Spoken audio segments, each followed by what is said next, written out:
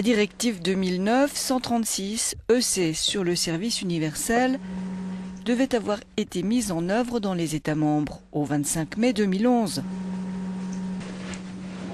Pourquoi les services d'urgence 112 ne sont-ils pas accessibles aux personnes malentendantes? C'est ma question. Merci de bien vouloir y répondre.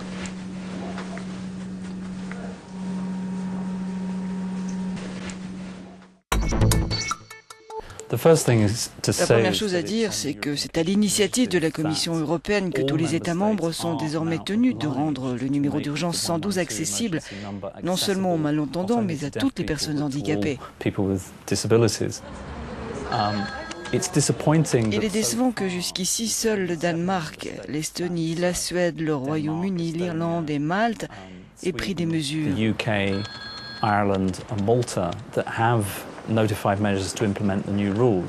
Mais nous prenons des mesures juridiques à l'égard des autres États membres pour les persuader de mettre en œuvre ces dispositions aussi vite que possible. Maintenant, avoir des règlements écrits, c'est une chose. Les mettre en pratique en est une autre.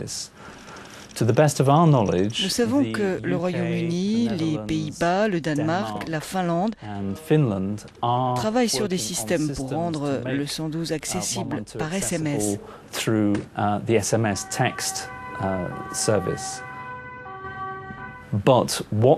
Mais ce que la Commission a fait, c'est d'écrire à tous les États membres en juin dernier pour leur demander de lui préciser comment ils comptaient rendre accessible le 112 aux personnes handicapées. Et les États membres sont tenus de répondre ce mois-ci.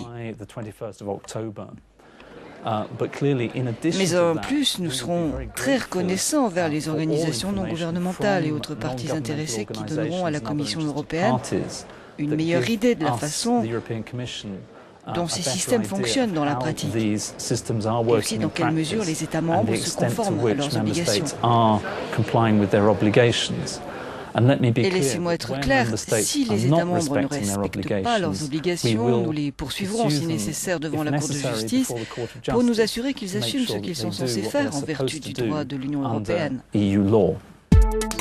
Si vous souhaitez, vous aussi, poser une question, rendez-vous sur notre site internet.